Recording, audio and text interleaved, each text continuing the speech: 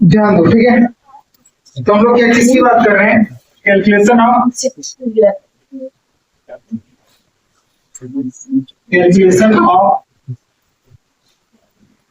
W Q delta U and delta, इनके calculation की बात कर रहे हैं, ठीक है ना। जिसमें आज हम लोग बात करेंगे इस प्रोसेस के बारे में, एडियाबेटिक प्रोसेस की। एडियाबेटिक प्रोसेस रहा होगा, उसमें कैलकुलेशन कैसे किया जाता है, ठीक है। देखो सबसे पहले एडी क्या डालोगे, एडियाबेटिक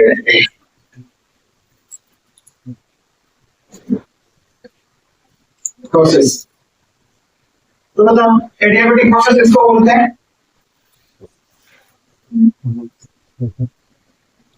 किसके लिए बात कर रहे हैं? Ideal gas. किसके लिए बात कर रहे हैं? आइडियल गैस की बात कर रहे हैं। बताओ एडियाबेटिक प्रोसेस किसको बोलते हैं? जहां पर कि हीट जो है वो क्या होता है हमारे पास में, जीरो रहा होता है। क्यू इज इक्वल टू क्या होता है, जीरो, ठीक ना। अब देखो तो एडियाबेटिक प्रोसेस में हम लोग इसके बारे में बात कर रहे हैं, कैलकुलेशन ऑफ डब्ल्यू यानी कि work done, heat, delta U यानी कि change in internal energy and change in enthalpy. अब बताओ हमें according to the first law of thermodynamics क्या होता है?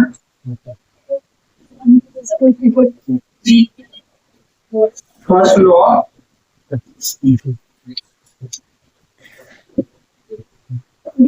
Thermodynamics,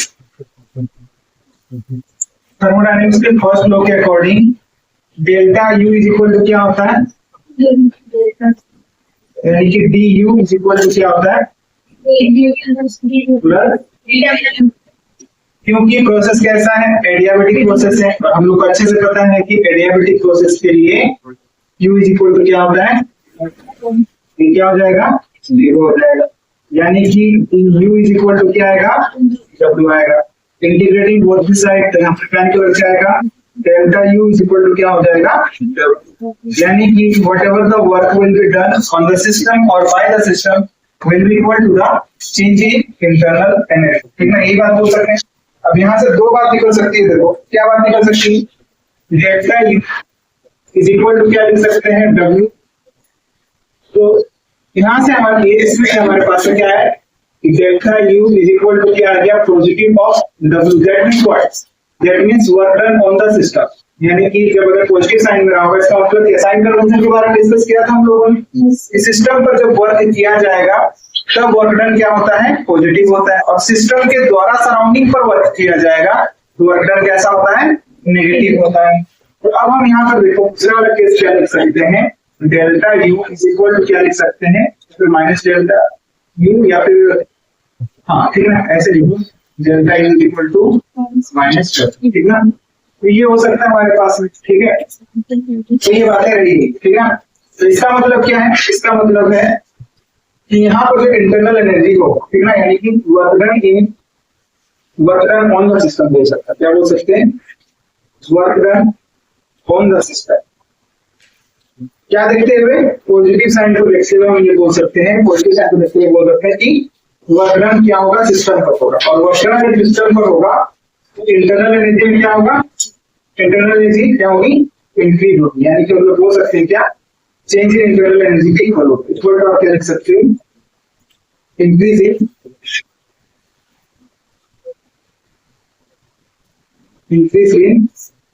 internal energy. अच्छा आपको ये बात लग रही है कि मतलब एनर्जी कैसे बढ़ जाएगा, तो देखो जब क्या करते हैं ना हम लोग, मतलब वर्क डन सिस्टम पर किया जाए मतलब क्या, कंप्रेशन होगा, है कि नहीं।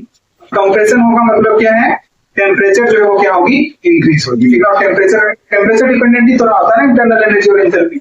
और टेम्परेचर डिपेंडेंट होने की वजह से हम क्या बोल सकते हैं, इंटरनल एनर्जी भी क्या होगा, बढ़े, है ना। जैसे ही कंप्रेशन होगा तो होगा क्या, इंटरनल एनर्जी में क्या होगी, इंक्रीज होगी due to the increase in the temperature, ठीक है। क्योंकि हम लोग को अच्छे से पता है कि एग्जांपल के तौर पर आप लिख लो, एग्जांपल के तौर पर आप क्या लिख लोगे, आइडियल गैस कंप्रेशन। यानी कि आइडियल गैस कंप्रेशन जब होगा तब हमारे पास में क्या रहा होगा, इंटरनल एनर्जी में क्या होगी, क्योंकि हम लोग को पता है कि delta U is the function of temperature, क्योंकि प्रोसेस कैसा है, एडियाबेटिक है कि नहीं। अब प्रोसेस अगर एडियाबेटिक है तो हीट तो हमारे पास में क्या रहा होगा, उतना ही रहा होगा, मतलब बोल सकते हैं हीट तो जीरो हो जाएगा हमारे पास में, है ना। तो टेम्परेचर क्या हो जाएगा, टेम्परेचर इंक्रीज हो जाएगा, ठीक है ना। तो टेम्परेचर इंक्रीज होने की वजह से इंटरनल एनर्जी में क्या आएगा, इंक्रीज आएगा। इसमें हम लोग क्या बोल सकते हैं, इसमें हम लोग बोल सकते हैं work done by the system. क्या बोल सकते हैं, माइनस साइन को देखते हैं, हम बोल सकते हैं work done by the system, by the system. Work done by the system will be equal to, यहाँ पर अगर इंक्रीज था तो यहाँ पर क्या हो जाएगा, डिक्रीज हो जाएगा, डिक्रीज इन इंटरनल एनर्जी, क्योंकि decrease in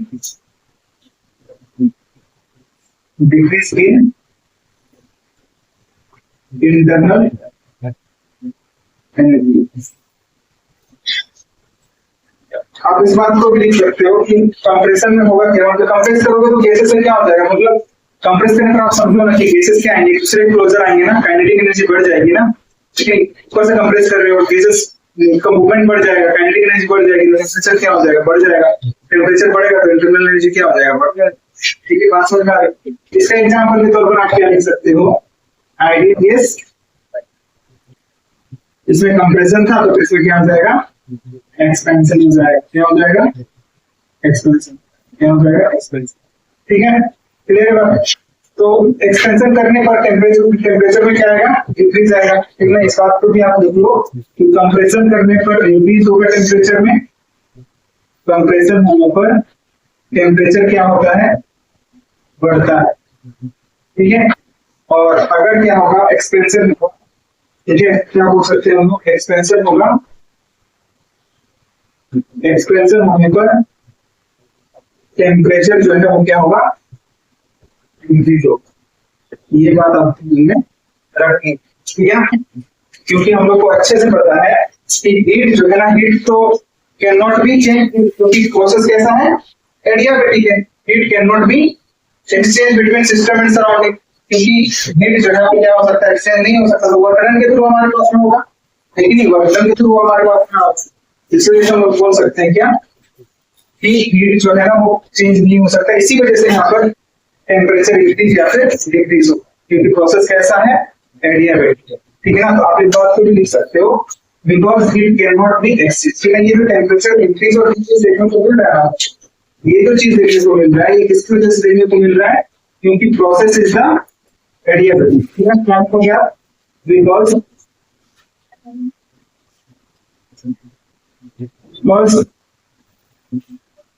heat cannot exchange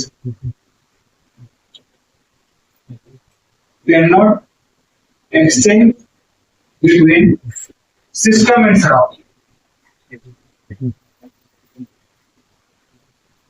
क्यों नहीं हो सकता है, क्योंकि प्रोसेस जो है वो कैसा है, प्रोसेस इज एडियाबेटिक, इसी वजह से ऐसा देखने की मिल रहा है। समझ में आ रही है बात, प्रोसेस एडियाबेटिक होने की वजह से हीट तो एक्सचेंज नहीं हो सकता सिस्टम और सराउंडिंग के बीच में, और सिस्टम में से हीट का एक्सचेंज नहीं होगा तो टेम्परेचर बढ़ेगा या घटेगा, है कि नहीं।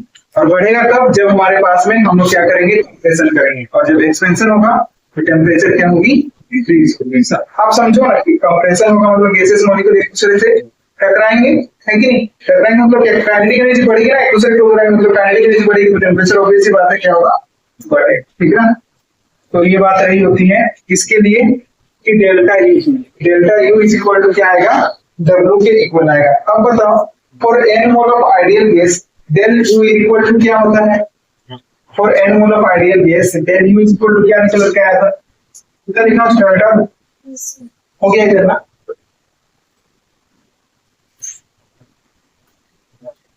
देखो क्या लिख सकते हो आप, delta U is equal to क्या होता है,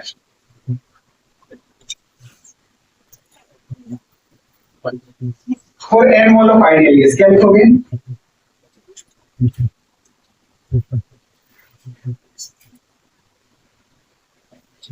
for n mole of ideal gas, n mole of ideal gas के लिए del U is equal to क्या होता है, NCVM dt होता है कि नहीं, बिल्कुल नहीं होता है, इंटीग्रेटिंग बोथ साइड, तो क्या निकल के आ रहा था यहाँ पर delta E is equal to क्या निकल के आएगा एन सीबीएम। सीबीएम क्या होता है रे? सीबीएम डेल्टा टी निकल के आएगा। और अभी भी हम लोग बात की कि डेल्टा ई किसके इक्वल होगा? डब्ल्यू के इक्वल। तो इसके इक्वल हम क्या लिख सकते हैं? लिख सकते हैं, लिख सकते हैं कि नहीं? सीबीएम क्या होता है हमारे पास में? Heat capacity, molar heat capacity है कांस्टेंट वॉल्यूम रहा होता है। किसने बोले तो नहीं होगा, कुछ दिन पहले डिस्कस किया। तो अगर ये क्या होगा हमारे पास में टेम्परेचर इंडिपेंडेंट होगा कितना? अगर क्या होगा if CBM is temperature independent, already we have discussed about it, क्या ना? Delta T in this case क्या हो जाएगा हमारे पास में? Delta T is equal to क्या करेंगे हम लोग? T2 माइनस में and if it is temperature dependent क्या लिखा हुआ मिलेगा? If CBM is temperature dependent, अगर क्या होगा ये टेम्परेचर डिपेंडेंट होगा, इन दैट केस हम लोग क्या करते हैं? इस केस में हम लोग को डिपेंडेंसी दी गई होगी और क्या करना होगा हमें? इंटीग्रेशन करना होगा। क्या करना होगा? इंटीग्रेशन करना होगा। ठीक है ना? ये बात आपको ध्यान में रखना है और स्पेशली जेई वालों को यहाँ से क्वेश्चन पूछा जा सकता है। ठीक है, एंटी डिपेंडेंसी देकर बाद में नीट वालों को नहीं पूछने के चांसेस बहुत ही कम है, नहीं पूछना। ठीक है ना?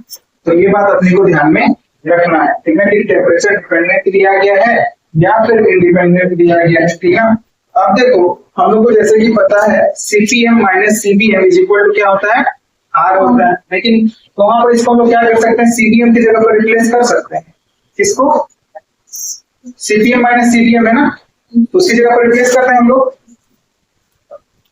कैसे रिप्लेस करेंगे? तो हम लोग CBM कैलकुलेट कर लेते हैं। मिटा दो इधर, हो गया ना?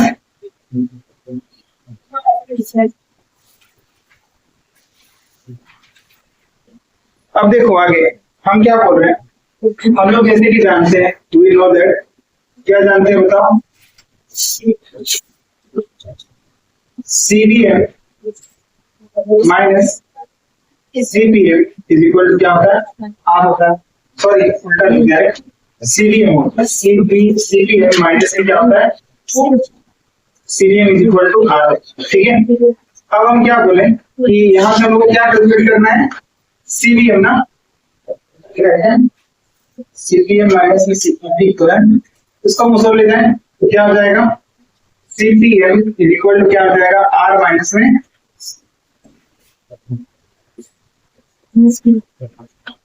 CBM ही होता है। तो अब देखो यहाँ से हम क्या कर रहे हैं इसको? R माइनस प्लस क्या हो जाएगा? CBM हो जाएगा। अब दोनों साइड पर क्या कर दो आप? CBM से आप डिवाइड कर दो। किससे डिवाइड कर दो? CBM से। तो क्या हो जाएगा?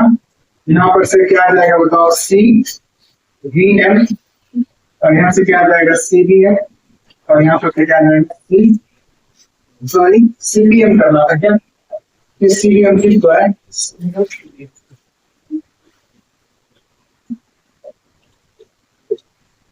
ठीक है, क्या कर दोगे? CB बट यहाँ से CBM ठीक है। देख लो यहाँ से ये क्या हो जाएगा? 1 हो जाएगा। इसको हम लोग क्या बोलते हैं? इसको हम लोग बोलते हैं क्वाड्रेटिक रेशियो या फिर एडियाबेटिक इंडेक्स बोलते हैं। क्यों ना? जहाँ पर की है हमारे क्या निकल जाएगा? देखिए ये गामा हो जाएगा। Gamma is equal to R by CBM plus क्या हो जाएगा? 1 हो जाएगा। तो CBM ही था। तो अब देखो यहाँ से हम लोग के पास क्या लिख सकते हैं हम लोग? वे ये जो गामा है ना, ये गामा क्या होता है? Gamma is the adiabatic index. Adiabatic index, और इसको हम लोग कैलकुलेट कर सकते हैं, मतलब कैलकुलेट किया जा सकता है। और ये आगे हम लोग बात करें किसके लिए क्या क्या वैल्यू है। तो ऐसा लोगों ने ऑलरेडी हमको लगता है डिस्कस किया था टेबल बना के, लेकिन फिर याद देखिए और एक शॉर्टकट तरीका देखें कि अगर एक की वैल्यू पता होगी तो दूसरे की वैल्यू कैसे निकालेंगे। CD की वैल्यू पता है तो CBM की वैल्यू कैसे निकालेंगे? फिर इसी जो हम लोगों को पता है रिलेशन होता है ना, क्या रिलेशन है? CPM minus CBM equal to क्या होता है? एक की वैल्यू पता है दूसरे का निकाल सकते हैं। R के रेशियो पता है। ठीक है, एडियाबेटिक इंडेक्स या इसी को क्या बोलते हैं? कोडेक्स रेशियो, ठीक है, यानी कि सीपीएम और सीबीएम का रेशियो होता है। क्या होता है ये? सीपीएम एंड सीबीएम का क्या रहा होता है? रेशियो रहा होता है। ये बात में रखना, ठीक है। अब देखो यहाँ पर से क्या निकल के आएगा कि हाँ, तो यहाँ से हम सीबीएम निकाल सकते हैं। सीबीएम को क्या हो जाएगा? गामा माइनस क्या हो जाएगा? 1 कर सकते हैं, इज इक्वल टू क्या कर सकते हैं? आर अपॉन में सीबीएम कर सकते हैं, कुछ नहीं किया, प्लस का इधर लेकर क्या हो गया? माइनस। फिर क्या हो जाएगा? CBM will be equal to the R upon में गामा माइनस 1 हो जाएगा। ये होगा कि नहीं होगा? बस ये जो सीबीएम यहाँ पर निकल के आया है ना, इसको लेकर के आप क्या कर दोगे? वहां पर पुट कर दोगे। वहां पर जो सीबीएम है ना, यहाँ पर जो सीबीएम था हमारे पास है delta equal to n CBM delta T, तो इसकी जगह पर इस वैल्यू को हम क्या कर देंगे? आप पुट कर देंगे। जो नया इक्वेशन आएगा उससे भी हम क्या कर सकते हैं? डेल्टा यू का कैलकुलेशन कर सकते हैं, ठीक है। कैसे करेंगे देखो, अब मिटा दो, बताओ मिटा दो। तो डेल्टा यू इक्वल टू क्या है? हाँ, हमारे पास में W, delta U equal to W.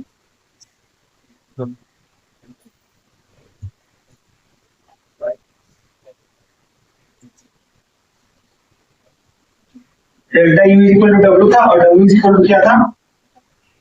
N CB M delta T. अब हम सीबीएम की जगह पर वो वैल्यू पुट कर देंगे। क्या पुट कर देंगे? एन आर अपॉन में क्या हो जाएगा? गामा माइनस 1 हो जाएगा। होगा कि नहीं?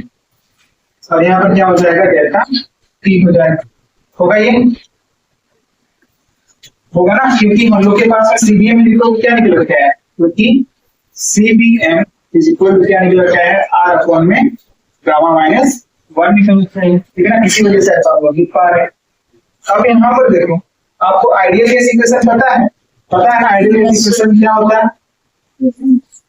आइडियल केस इक्वेशन से इसको हम लोग फिर चेंज कर सकते हैं। क्या होता है?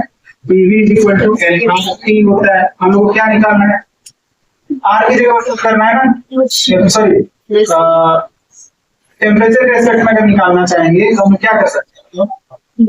मतलब इसको हम ऐसा लिख सकते हैं, डेल्टा टी को हम लोग पहले इंक्लूड कर रहे हैं। एन आर T2 अपॉन में गामा माइनस 1, और यहाँ से क्या आ जाएगा? एन आर T1 आ जाएगा। आएगा कि नहीं? आएगा ही। कुछ नहीं किया है, बस हमने इसका मतलब T2 माइनस में क्या कर दिया? T1, ठीक है ना। समझ में आ रही है बात? क्योंकि ये तो दोनों मल्टीप्लीकेशन है ना, है ना, तो दोनों मल्टीप्लीकेशन कर दोगे, ठीक है। तो अब देखो यहाँ पर से हो सकता है कि टेम्परेचर नहीं गिवन है, ठीक है ना, तो हम लोग क्या लिख सकते हैं? पीवी इक्वल टू क्या होता है? एनआरटी होता है, हमने अभी भी बताया। अब इसकी जगह पर आरटी की जगह पर क्या लिख सकते हैं? P1 V1 लिख सकते हैं। मतलब अगर ये T1 है तो ये हमारे पास में क्या रहा? T1 V1 है ना। तो टेम्परेचर की जगह पर हम क्या लिख सकते हैं? P1 V1 लिख सकते हैं। एनआर तो है ही, P1 V1 लिख सकते हैं। लिख सकते हैं कि बताओ, लिख सकते हैं ना। अरे देखो यहां से हम क्या निकाल लेंगे? T1 इज इक्वल टू क्या हो जाएगा बताओ? P1 अपॉन में V1 अपॉन में क्या हो जाएगा? एनआर होगा। T2 इज इक्वल टू क्या हो जाएगा? P2 अपॉन में एनआर। कुछ नहीं करना है, यहाँ पे पुट कर दो आप एनआर। T2 की जगह पर क्या आ जाएगा? P2 V2 अपॉन में आर, माइनस में क्या हो जाएगा? एनआर, और T1 की जगह पर क्या पुट कर दोगे आप? T1 V1 अपॉन में एनआर। तो यहाँ से ये दोनों वैल्यू क्या हो गए? कैंसिल आउट हो गए, यानी कि क्या और नीचे में क्या बचा हुआ? नीचे में बचा हुआ है गामा माइनस 1 बचा हुआ है ना। यहाँ पर से क्या आ जाएगा? P2 V2 माइनस में P1 V1 अपॉन में क्या हो जाएगा? गामा माइनस 1, ठीक है ना। ये गामा है, नॉट आर, ठीक है, ये आर नहीं है, ये गामा है, ठीक है। अब देखो delta U is equal to हमारे पास में इक्वेशन के आंसर में आया ये। अगर हमारे पास में टेम्परेचर नहीं गिवन है, इनिशियल और फाइनल टेम्परेचर नहीं गिवन है, या फिर कोई इनिशियल टेम्परेचर दिया गया, फाइनल नहीं दिया गया, और प्रेशर वॉल्यूम दिया गया है, तो आप इस इक्वेशन के थ्रू क्या कर सकते हो? डेल्टा यू का कैलकुलेशन कर सकते हो, ठीक है। किसका कैलकुलेशन कर सकते हो? डेल्टा यू का कैलकुलेशन कर सकते हो। और ये दोनों के लिए एप्लीकेबल हो, reversible as well as irreversible. ठीक है, ये बात अपने को ध्यान में रखना है, ठीक है। अगर हम लोग को टेम्परेचर नहीं गिवन होगा तो हम किस इक्वेशन का यूज करेंगे, इस वाले इक्वेशन का यूज करेंगे। तब when temperature is not given in the question, when final temperature is not given in the question, तब ये हम लोग यूज करेंगे। ठीक है, अब देखो इसके बाद इधर लिखना हो चुका है, मिटा दो, बताओ हो गया है। तो ये वाला जो आया है हमारे पास, ये हर किसी के लिए एप्लीकेबल होगा। ये जो लोग के पास हम चल के आए ना, ये फॉर्मूले जो निकल के आए हैं, ये सबके लिए एप्लीकेबल होंगे। चाहे इस वाले फॉर्मूले की बात कर लो, चाहे इस वाले की बात कर लो, मतलब सारे के सारे। ये भी हमारे पास में क्या डेल्टा यू तो है ना, तो ये सारे के सारे फॉर्मूले जो है ना, reversible as well as irreversible adiabatic process दोनों के लिए क्या होंगे, एप्लीकेबल होंगे। हाँ, दोनों का टेम्परेचर क्या होगा, डिफरेंट होगा। तो वहां पर हम लोग क्या कहना होगा, मतलब फाइनल टेम्परेचर जो है इरिवर्सिबल का ज्यादा होगा as compare to the reversible. ठीक है, अब देखो पहले आप लिख लो, आप लिख this formula are applicable for, हो गया तो लिखो क्या लिखोगे, this formula are applicable for,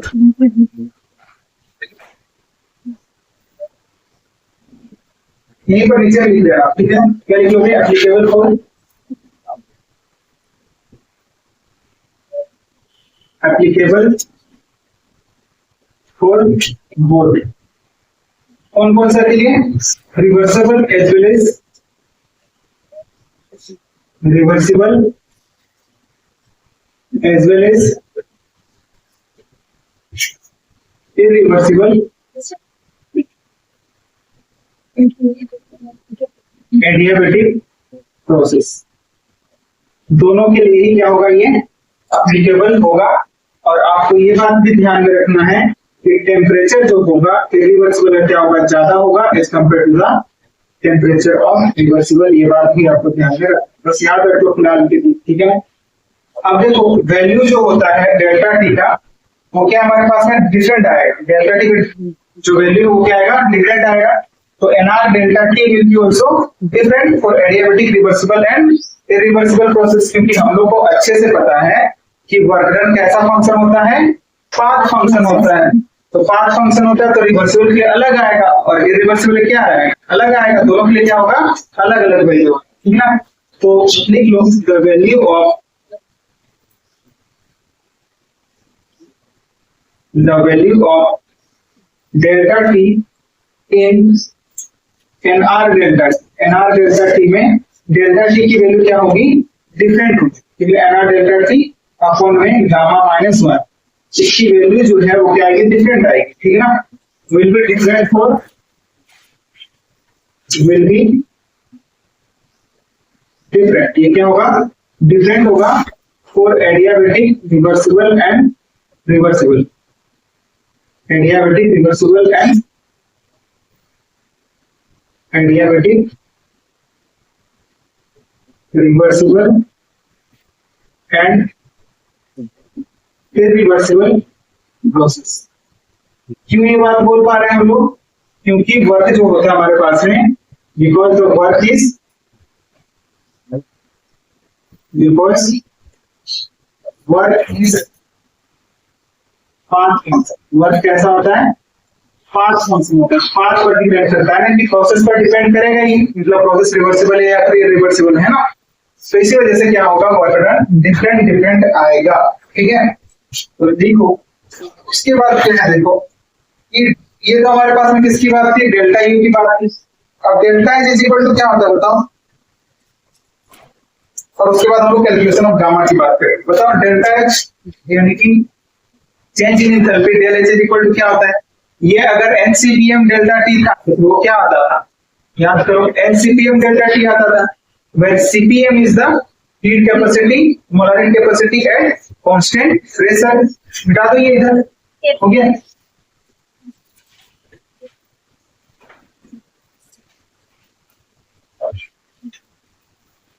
लिखो क्या लिखो, क्या लिखो ATH, यानी कि इंथैल्पी की बात करें, चेंज इन इंथैल्पी। Q क्या आ गया, 0 आ गया, डेल्टा U क्या आ गया, W के इक्वल आ गया, है ना, और W किसके इक्वल आ गया, NCVM डेल्टा T के इक्वल आ गया। फिर इसको हम लोगों ने रिप्लेस किया और क्या इक्वेशन निकल के आया बताओ, यहाँ पर से क्या इक्वेशन निकल के आया, लास्ट में जो आया था क्या आया था, दो इक्वेशन आया था ना, टेम्परेचर के रिस्पेक्ट में आया था, टेम्परेचर के रिस्पेक्ट में क्या आया था बताओ, nRT2 माइनस में क्या था, nRT1 अपॉन में क्या था, गामा माइनस, ये आया था ना। और अगर प्रेशर के टर्म में रहा होगा तो हम लोग यहाँ पर क्या कर रहे थे, P2V2 माइनस में क्या आएगा, P1V1 अपॉन में गामा माइनस, यही हम लोग के पास में निकल के आया है Q एंड डेल्टा U, ठीक है ना। और ये दोनों के लिए एप्लीकेबल है, हमने कहा, ठीक है ना, रिवर्सिबल के लिए भी एप्लीकेबल है और रिवर्सिबल के लिए भी क्या है, एप्लीकेबल, दोनों के लिए क्या है, एप्लीकेबल रहा होगा। अब इंथैल्पी की बात कर रहे हैं तो डेल H इक्वल टू क्या होता है बताओ, CP dt होता है ना, डेल T होता है। अब इंटीग्रेट कर दो दोनों साइड तो क्या आ जाएगा, डेल H इक्वल टू क्या आ जाएगा, डेल्टा H, यहाँ से क्या आ जाएगा, NCPM डेल्टा T आ जाएगा, राइट। तो अब यहाँ से हम क्या लिख सकते हैं, हाँ एक फॉर्मूला डायरेक्टली क्या कर सकते हैं, अप्लाई कर सकते हैं, लेकिन फिर से अगेन यहाँ पर दो बात आएगी, क्या बात आएगी बताओ, कि NCPM टेम्परेचर डिपेंडेंट होगा या फिर इंडिपेंडेंट होगा। इफ एन ये CPM जो हमारे पास में क्या है, टेम्परेचर क्या रहा होगा, डिपेंडेंट रहा होगा, क्या रहा होगा, डिपेंडेंट बोल रहा होगा, तो डिपेंडेंसी आपको दी गई होगी, क्वेश्चन में क्या किया गया होगा आपको, क्वेश्चन में डिपेंडेंसी आपको दी गई होगी, और डिपेंडेंसी दी गई होगी तो उसको आपको क्या करना पड़ेगा, इंटीग्रेट करना पड़ेगा, क्या करना पड़ेगा, इंटीग्रेट करना पड़ेगा। और अगर ये क्या कहेगा, टेम्परेचर क्या है, इंडिपेंडेंट है, तब हम लोग क्या करेंगे, टेम्परेचर क्या रहा होगा, अगर इंडिपेंडेंट रहा, टेम्परेचर इंडिपेंडेंट रहने पर हम लोग क्या करते हैं, T2 माइनस में T1 करते हैं, क्या करते हैं, T2 माइनस में T1 करते हैं, ठीक है ना। इस तरह से हम लोग क्या कैलकुलेट करते हैं, चेंज इन एंथैल्पी कैलकुलेट करेंगे, ठीक है ना। तो इस तरह से सबकी बात हो गई, Q की बात हो गई, डेल्टा U की बात हो गई, W की बात हो गई, ठीक है, इसकी बात हो गई, इन सबकी बात हो गई। और फिर उसके बाद में ये रहा क्या, में ये क्या रहा, तो ये हम लोग को याद में रखना है, ठीक है ना। तो ये तो हमेशा अप्लाई होगा ना, डेल्टा H इक्वल टू क्या हो जाएगा, NCPM डेल्टा T हो जाएगा। आइडियल में से ऑलरेडी बात किया है, ये हमेशा क्या होता है, एप्लीकेबल रहा होता है। अब कैलकुलेशन ऑफ गामा की बात करते हैं, किसकी बात करते हैं, कैलकुलेशन ऑफ गामा यानी कि पॉइजंस रेशियो, क्या पॉइजंस रेशियो की वैल्यू कैसे कैलकुलेट करेंगे, ठीक है, कैलकुलेशन ऑफ गामा। मिटा नहीं करूंगा, हो गया।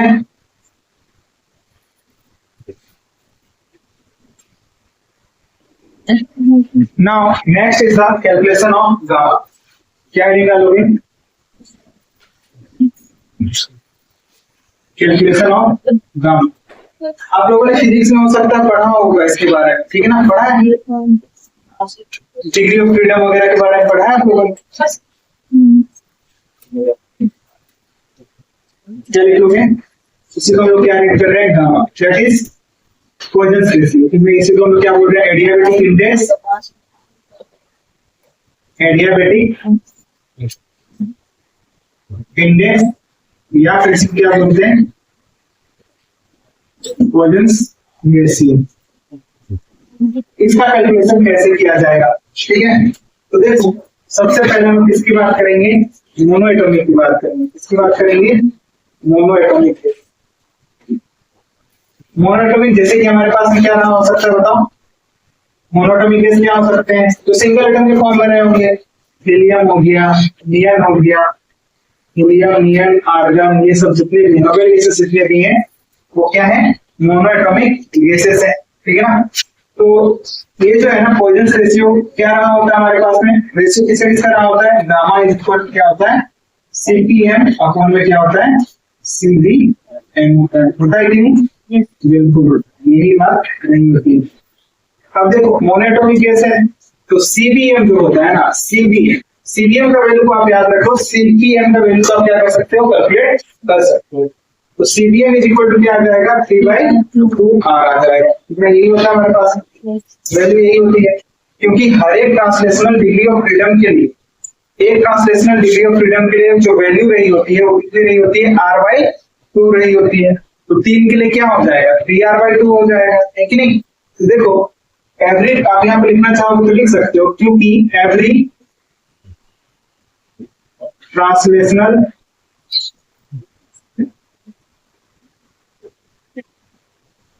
डिग्री ऑफ फ्रीडम, हर एक ट्रांसलेशनल डिग्री ऑफ फ्रीडम का जो वैल्यू है वो R के रिस्पेक्ट में R बाई क्या होता है, 2 होता है। तो 3 डिग्री ऑफ फ्रीडम, 3 के लिए क्या हो जाएगा, तो 3 ट्रांसलेशनल डिग्री ऑफ फ्रीडम क्या हो जाएगा, 3R/2 होगा कि नहीं, होगा कि नहीं, होगा ना, R/2 प्लस R/2 है कि नहीं, कितना आ गया, 3R/2 आ जाएगा। अब देखो यहां से हम क्या कर सकते हैं, सीपीएम इज इक्वल टू क्या हो सकता है हमारे पास में, सीपीएम माइनस में सीबीएम इज इक्वल टू क्या होता है, आर होता है। तो यहां से अगर हमको पता है, किसका वैल्यू पता है, सीबीएम का वैल्यू पता है, तो यहां से हम निकाल सकते हैं सीबीएम की वैल्यू, बताओ, सीपीएम इज इक्वल टू क्या हो जाएगा, आर प्लस सीबीएम। और हम लोग को अभी भी पता क्या हम लोगों ने कि सीबीएम का वैल्यू क्या है, 3/2R है। तो क्या हो जाएगा, R प्लस क्या हो जाएगा, 3/2R हो जाएगा। यहाँ से वैल्यू क्या निकल के आएगी बताओ, 5R/2 क्या निकल के आएगा, 5R/2 ओके आएगा। इतना क्या निकल के आएगा, CPM will comes out to be 5R/2। बात समझ में आई। तो आपको CPM का वैल्यू याद रखना है। CPM का वैल्यू आप जो इक्वेशन है ना उससे आप कैलकुलेट कर सकते हो। CPM माइनस में CPM होता है, वहां से आप क्या कर लोगे, CPM की वैल्यू कैलकुलेट कर लोगे। अब रेशियो की बात करें तो गामा इज इक्वल टू क्या आ जाएगा, मतलब दोनों का रेशियो ले लोगे आप, क्या क्या रेशियो है, किसका किसका रेशियो लेना, CPM का और CPM का, तो क्या हो जाएगा 5R/2 अपॉन में क्या हो जाएगा 3R/2।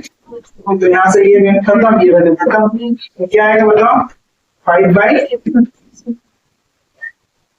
आएगा, 3 आएगा, सॉरी 5/1 क्या आएगा, ये किसके लिए आएगा, मोनोटोमिक गैस के लिए आएगा, क्या आएगा 5/3 आएगा, ठीक है। क्योंकि आप लोगों ने फिजिक्स में पढ़ा होगा इस बारे में, ठीक है, कि वाइब्रेशनल डिग्री ऑफ फ्रीडम जो होता है ना वो कंसीडर किया जाता है सिर्फ और सिर्फ हाई टेम्परेचर पर, ऐसा फिजिक्स में पढ़ाया जाता है आपको, ठीक है। और जो लो टेम्परेचर होता है वहां पर हम लोग ट्रांसलेशनल डिग्री ऑफ फ्रीडम को कंसीडर करते हैं, रूम टेम्परेचर ट्रांसलेशनल रोटेशनल दोनों को कंसीडर किया जाता है, और हाई टेम्परेचर पर रोटेशनल ट्रांसलेशनल और वाइब्रेशनल तीनों को कंसीडर किया जाता है। तो अगर हमको क्वेश्चन में मेंशन नहीं किया गया है कि वाइब्रेशनल डिग्री, ऐसा कुछ नहीं मेंशन किया गया है, तो आपको कंसीडर नहीं करना है, ठीक है ना, क्या कंसीडर तेरे, यानी कि यही हम क्या करेंगे, मानते हुए सॉल्व करेंगे। Vibrational degree of freedom will not, question में नहीं दिया गया है, क्वेश्चन में नहीं दिया गया है, तो हम लोग वाइब्रेशनल डिग्री ऑफ फ्रीडम को बिना कैलकुलेट किया, यानी कि इन सब की बात कर रहे हैं हम, ये जो बात कर रहे हैं जनरल वाली बात, ठीक है ना। और होगा तो फिर क्या होगा उसको भी हम लोग देख लेंगे कि अगर कंसीडर किया जाना होगा तो क्या होगा, ठीक है, उसके बारे में भी आगे बात कर लेंगे। फिलहाल आप लिखो कि पॉलीएटॉमिक केस के लिए अगर degree of freedom, vibrational degree of freedom is not consider, इधर लिखना हो चुका है, बताओ। तो पॉलीएटॉमिक गैस के लिए, पॉलीएटॉमिक गैस में भी हमारे पास में 2 तरह के गैस होते हैं, एक होगा लीनियर और एक दूसरा क्या होगा हमारे पास में नॉन लीनियर। अगर आपने केमिकल बॉन्डिंग से भी पढ़ी होगी तो उसमें आपने पढ़ा होगा ना कि एक क्या होता है हमारे पास में लीनियर मॉलिक्यूल होते हैं और एक क्या होते हैं नॉन लीनियर। जैसे कि लीनियर के तौर पर बात करें तो CO2 हो गया, BeCl2 हो गया, ये सब क्या है, लीनियर मॉलिक्यूल है, ठीक है ना। लेकिन अगर वहीं पर बात करी जाएगी अमोनिया की, CH4 की, स्ट्रक्चर कैसा होता है, टेट्राहेड्रल होता है ना, एक प्लेन में तो नहीं रहे होते ना एटम्स, तो वो प्लेनर तो स्ट्रक्चर नहीं है वो। तो एक क्या हो गया हमारे पास में पॉलीएटॉमिक गैस लिखो, एक क्या हो जाएगा लीनियर के लिए और दूसरा क्या हो जाएगा नॉन लीनियर के लिए। तो क्या होगा हम लोग देख लेते हैं। और कब की बात कर रहे हैं, जब vibrational degree of freedom not consider, ठीक ना। हो सकता है कि आप क्वेश्चन में मेंशन करके दिया जाए कि मतलब नहीं, अगर वाइब्रेशनल डिग्री ऑफ फ्रीडम को कंसीडर किया जाएगा तो क्या, तो उसके बारे में बात करेंगे। फिलहाल आप देखो क्या लिखोगे, पॉलीएटॉमिक गैसेस, किसके लिए हम लोग बात करेंगे, ये क्या था, मोनोएटॉमिक के लिए था, और दूसरा क्या हमारे पास में, पॉलीएटॉमिक गैसेस के लिए। और कब की बात कर रहे हैं ये, जब क्या बोला जा रहा है, if vibrational degree of freedom is not considered, क्या लिखोगे आप, if vibrational degree of freedom not considered,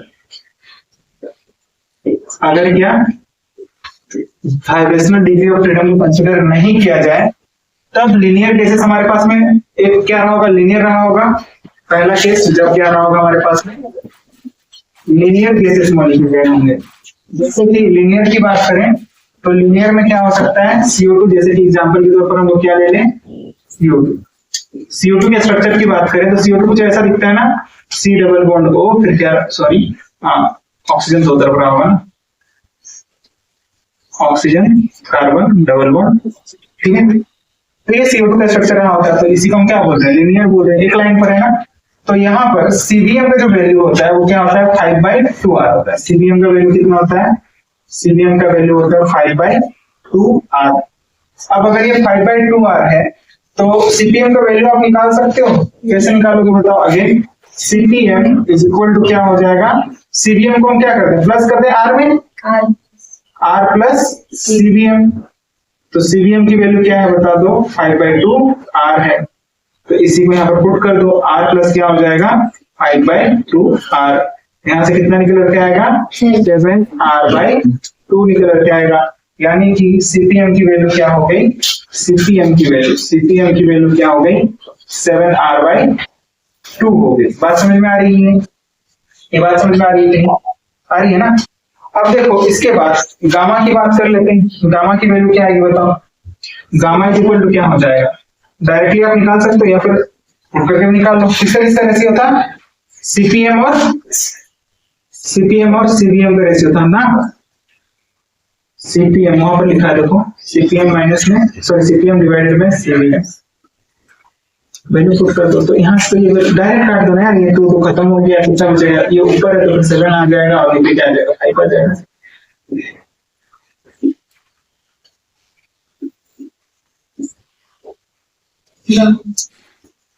तो क्या हो जाएगा यहाँ से, ये खत्म, ये खत्म, तो क्या हो जाएगा 7/5, that's the Poisson ratio for linear gases, ठीक है ना। और ये आपको याद रखना पड़ेगा, ठीक है ना, ये आपको याद रखना पड़ेगा, ठीक है। अब देखो नॉन लीनियर के लिए क्या होगा, नॉन लीनियर मतलब क्या, जैसे कि NH3 यानी कि अमोनिया हो गया, या फिर CH4 यानी कि मीथेन हो गया, या फिर C2H6 क्या हो जाएगा, इथेन हो गया, ये सब क्या है, नॉन लीनियर मॉलिक्यूल। इधर कितना हो चुका है बताओ, लिखो for non linear gases, non linear gases के लिए क्या होगा,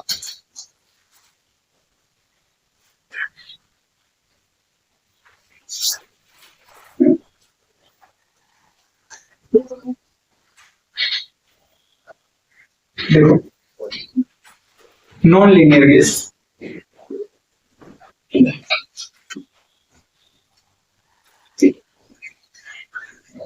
तो नॉन लीनियर गैसेस जैसे कि हम क्या बोल रहे हैं, मेरे पास क्या है, अमोनिया है, CH4 यहाँ हो सकता है, या फिर C2H6 हो सकता है, बहुत सारे एग्जाम्पल हो सकते हैं। इसके अलावा क्या हो, SO2 हो गया एटसेट्रा, ऐसा कुछ भी है, जैसे कि PCl5 भी हो सकता है, ठीक है ना। ये सब सारे के सारे PCl5, PCl3 ये सब क्या है, सारे के सारे नॉन लीनियर हमारे पास में, ठीक है ना। कोई गैस रहा होगा वो तो गैस, ठीक है ना, तो आपको ये बात ध्यान रखना। तो यहाँ पर CPM जो होता है वो किसके इक्वल होता है, 3R के इक्वल होता है, किसके इक्वल होता है, 3R। तो अब अगेन आप बता सकते हो ना कि CPM इज इक्वल टू क्या हो जाएगा बताओ, R प्लस CPM हो जाएगा। तो R यहाँ पर CPM की वैल्यू कितनी थी, 3R थी, तो फिर यहाँ पर से CPM का वैल्यू कितना आ जाएगा, 4R आ जाएगा, यहाँ से क्या हो जाएगा 4R आ जाएगा, तो ये वैल्यू निकल करके आएगी। बताओ सही है ये बात? गामा की वैल्यू क्या निकल करके आएगी? 4/3। तो ये गामा की वैल्यू हो जाएगी, ठीक ना। अब ये तो हम लोगों ने ऑलरेडी यहाँ तक डिस्कस कर लिया था, ठीक ना। और ये वाइब्रेशनल डिग्री ऑफ फ्रीडम को बिना कंसीडर किए हुए, ठीक ना। लेकिन व्हाट अबाउट दैट कि जिसमें कि क्या क्या ना होगा, कंसीडर किया जाएगा, उस केस में हम लोग कैसे कैलकुलेट करेंगे, थोड़ा सा उसको देख लेना जरूरी है, ठीक है ना। यानी कि पॉलीएटॉमिक केसेस में अगर वाइब्रेशनल डिग्री ऑफ फ्रीडम को क्या किया जाएगा, कंसीडर किया जाएगा। क्वेश्चन में डायरेक्टली मेंशन कर दिया जाए कि वाइब्रेशनल डिग्री ऑफ फ्रीडम को क्या किया जा रहा है, कंसीडर किया जा रहा है। In that case how will you calculate the value of gamma, ठीक है ना।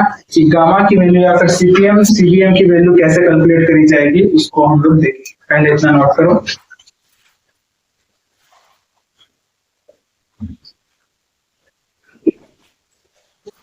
तो पॉलीएटॉमिक केसेस के लिए अगर वाइब्रेशनल डिग्री ऑफ फ्रीडम को क्या किया जाएगा, कंसीडर किया जाएगा।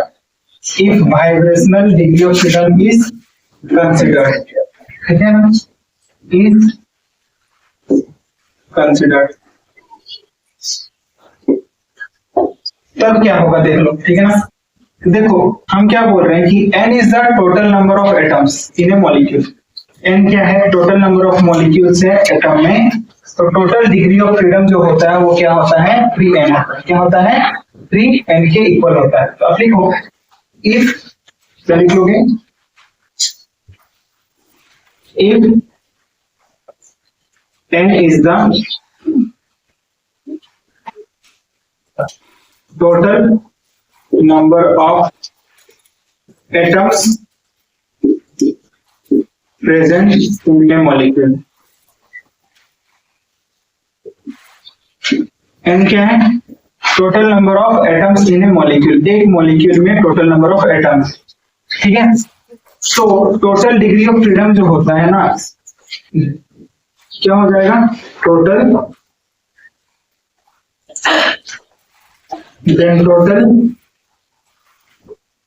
degree of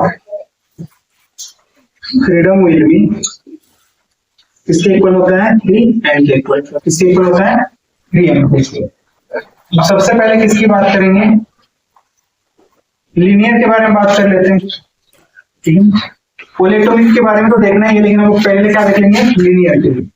तो देखो लीनियर के लिए अगर हम बात करें, लीनियर के लिए, लीनियर केस, हाँ पॉलीएटॉमिक में दो तरह के केस का नाम हमारे पास है, इसका क्या लीनियर और इसका क्या। तो लीनियर के लिए बताओ तो सीबीएम का वैल्यू कितना था?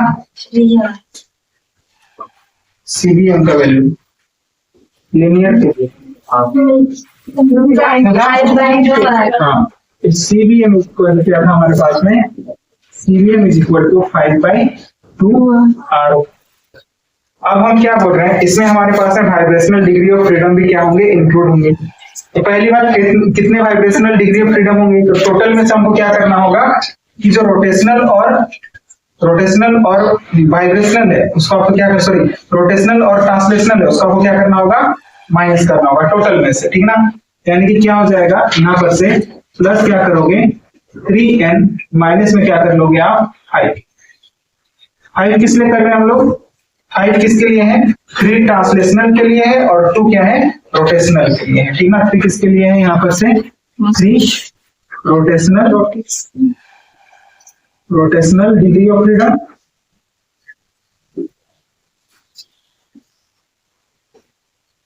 एंड 2 जो है ना, 2 क्या है? Translational degree of freedom, translational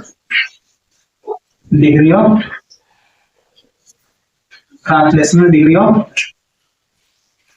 freedom, ठीक है। तो ये हमारे पास में रहा होगा सीबीएम, ठीक है। तो अब बताओ कि यहां से आप क्या कर सकते हो, इसकी वैल्यू कैसे कैलकुलेट करोगे? अगर क्वेश्चन में दे दिया जाएगा तो आपको सीबीएम की वैल्यू क्या करनी होगी? कैलकुलेट करनी होगी। एन का वैल्यू पता होगा आपको, एन क्या हमारे पास में? Total number of atoms present in A molecule. जैसे कि एग्जांपल में लेट्स सपोज क्वेश्चन में क्या दिया गया है? O2 दिया है। क्या दिया गया है? O2 दिया गया है। तो n का वैल्यू क्या हो जाएगा? 2 हो जाएगा। तो 3 into में 2 दैट इज 6 माइनस में क्या हो जाएगा 5 दैट इज 1 आर आएगा। मतलब क्या करेंगे इसमें हम लोग 5/2 आर में क्या करेंगे 1 आर को ऐड कर देंगे, यानी कि आर क्या हो जाएगा ऐड हो जाएगा। तो कितना निकल के आएगा वहां पर से 7r/2 निकल के आएगा। क्या निकल के आएगा 7r/2 निकल के आएगा। तो देखो एग्जांपल देखो आप, ठीक है ना, एग्जांपल क्या लिखोगे आप, एग्जांपल के तौर पर हम लोगों ने क्या ले लिया O2, ठीक है। तो आप लिखो फॉर एग्जांपल O2, एग्जांपल के तौर पर हम लोगों ने क्या ले लिया O2 ले लिया। O2 लीनियर डायटोमिक गैस है, ठीक है, 2 एटम है यहाँ पर। तो N अब किसकी बात कर रहे हैं, जब क्या होगा वाइब्रेशनल डिग्री ऑफ फ्रीडम जो है ना कंसीडर किया गया होगा। तो टोटल नंबर ऑफ एटम इसमें कितने हैं, total number of atoms n is equal to कितना है 2। अब n की वैल्यू मिल गई तो CBm की वैल्यू क्या कर सकते हैं हम निकाल सकते हैं। CBm इज इक्वल टू क्या आ जाएगा बताओ, क्या निकल के आया था 5/2r और यहाँ पर से क्या आया था प्लस में 3n माइनस में 5। अब n की वैल्यू अगर 2 है तो यहाँ से हम लोग निकाल सकते हैं ना 5/2r प्लस में क्या हो जाएगा 3 × 2 माइनस में 5 that will be equal to the 1r, यानी कि 5/2r प्लस में क्या हो जाएगा r, कितना इक्वल आएगा 7r/2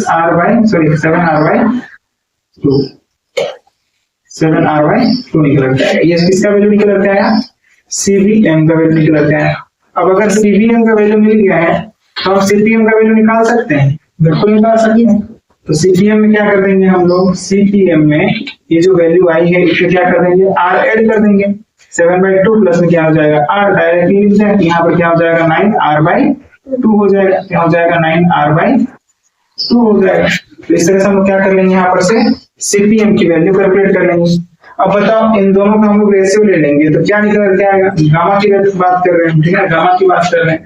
तो गामा की वैल्यू कितनी आ जाएगी 9/7 आ जाएगी, यानी कि गामा की वैल्यू जो है यहाँ पर से कितनी आ जाएगी 9/7 आ जाएगी।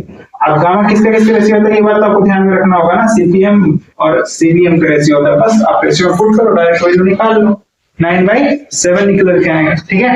तो इस तरह से हम लोग क्या करते हैं CBm और CPm का कैलकुलेशन करेंगे। अगर क्या रहा होगा पॉलीएटॉमिक गैस रहा होगा और हम लोग को क्या कहा गया होगा कि वाइब्रेशनल डिग्री ऑफ फ्रीडम को क्या करना है आपको कंसीडर करना है। In that case how will you calculate the value of gamma, तो उस केस में आपको ये बात ध्यान में रखना है, ठीक है। अब देखो इसके बाद नॉन लीनियर गैसेस के लिए क्या रहा होगा, ठीक है ना, किसके लिए नॉन लीनियर गैसेस के लिए। तो देखो for non linear gas, non linear gas में जो हमारे पास में CBm है, CBm का वैल्यू क्या होता है 3r होता है। कैसे 3r आता है, क्योंकि अभी भी कुछ देर पहले बताया था कि एक डिग्री ऑफ फ्रीडम के लिए, एक रोटेशनल या फिर ट्रांसलेशनल डिग्री ऑफ फ्रीडम के लिए जो वैल्यू रही होती है वो क्या रही होती है r/2 रही होती है। शुरुआत में बताया था ना। तो 6 के लिए कितने हो जाएंगे बताओ, 3 रोटेशनल है 3 ट्रांसलेशनल है, तो 6 के लिए क्या हो जाएंगे वो r/2 करके मतलब कितना करोगे 6 टाइम्स करोगे ऐड करोगे तो कितना आएगा वैल्यू, कितना आएगा 3r ही आएगा। कितना आएगा 3r आएगा, देख लो इधर लिखा उसका बेटा को बताओ, लिखो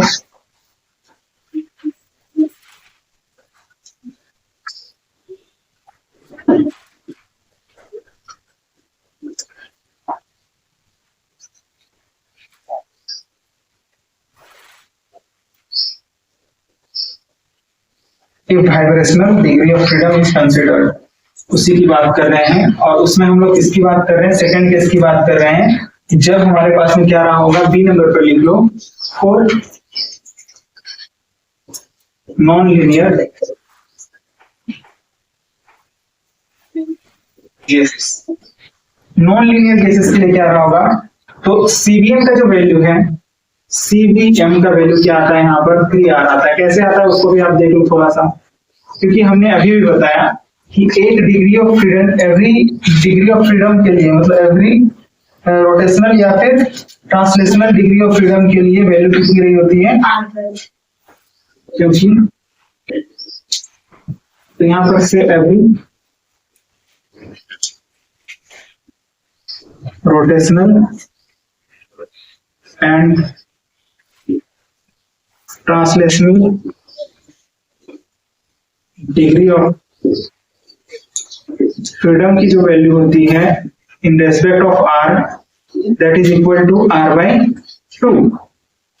तो कितना है हमारे पास में, यहाँ पर 6 है। 3 हमारे पास में रोटेशनल रे होते हैं, 3 हमारे पास में क्या रे होते हैं, ट्रांसलेशनल रे होते हैं। टोटल कितने हो गए, 6। तो 6 के लिए कितना निकल के आएगा, r/2 और इनटू में क्या कर दोगे आप, 6 करोगे ना, इनटू में क्या हो जाएगा 6, तो क्या निकल के आएगा 3r। ठीक है, अब सीबीएम की वैल्यू कितनी आ गई, 3r आ गई। तो हम लोग निकाल सकते हैं दूसरे का वैल्यू, सीबीएम का वैल्यू निकाल सकते हैं। जैसे कि एग्जांपल के तौर पर यहाँ पर हम क्या ले रहे हैं, अमोनिया। एग्जांपल के तौर पर क्या हमारे पास में अमोनिया NH3 है।